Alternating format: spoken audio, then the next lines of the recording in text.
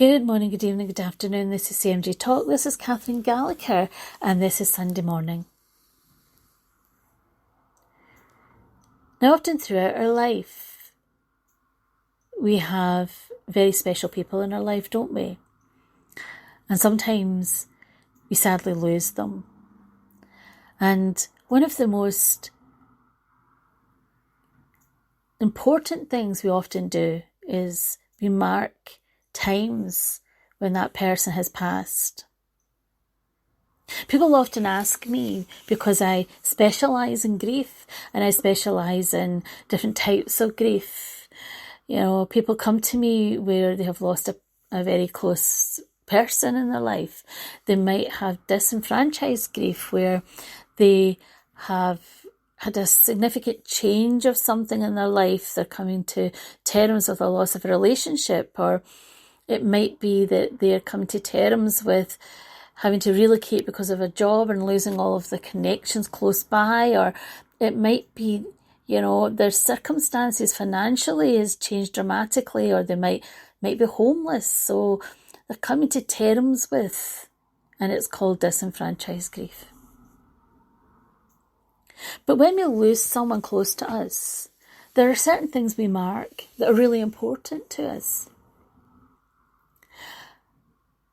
And one of the things that we'll often look back on as time and as the years pass, we look back on those special thoughts, those special memories, and we might be sad that they're not with us, but we'll also remember the happy memories, the happy times, the things that they used to share with us, their legacy they left with us.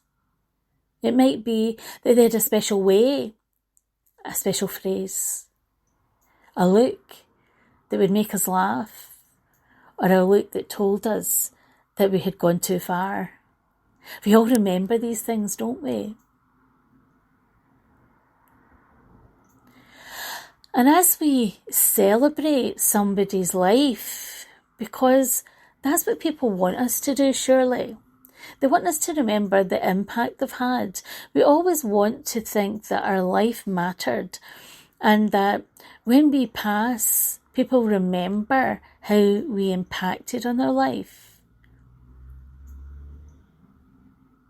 And yes, they might want us to feel sad that they're not there, but they won't want their life to be remembered as just being the passing and how they passed. Surely they would want to be remembered with the joy that they gave us and how much they left us with life lessons.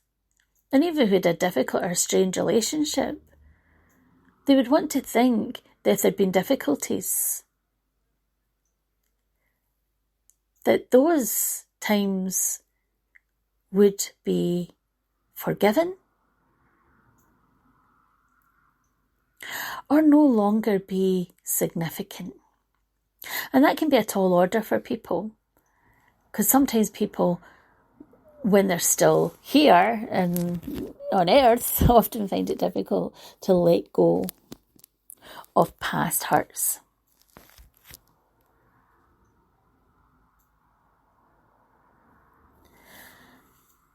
For me though,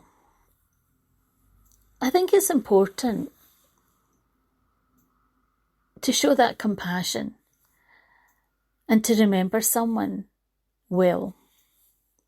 And to remember that yes, they might not have been perfect, but they were perfect for us often. And to remember the gifts they left us. I like to call them gifts, because often they taught us a lot more than we remembered or we imagined.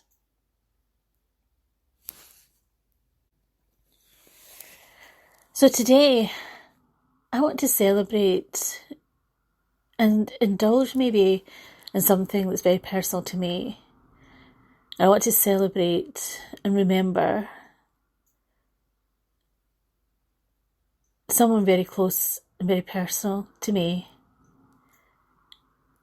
And I want to remember the amazing life lessons and the humour and playfulness.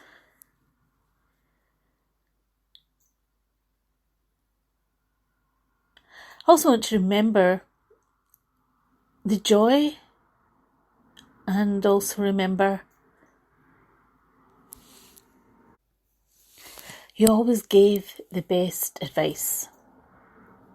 Seriously, you had the most amazing way of listening, hearing what anyone had to say, and then you came back with a very compassionate and empathic response, and often a very practical way of looking at things. It wasn't until you passed, I guess, we all truly understood how many people that loved and really supported you. And at this time, so many people were away on holiday, and they didn't actually get a chance to say goodbye. It wasn't until afterwards we saw that so many more people loved you. So I guess you're always going to be in our hearts and minds. And we believe that you're with us too, in the way you can be. So here's to you, Mum. We love you. But today will not just be a day where we'll miss you. It'll be a day where we'll celebrate the amazing life you had with us. And to all mothers, and all mothers that are no longer there, a special prayer to you too, and a thought.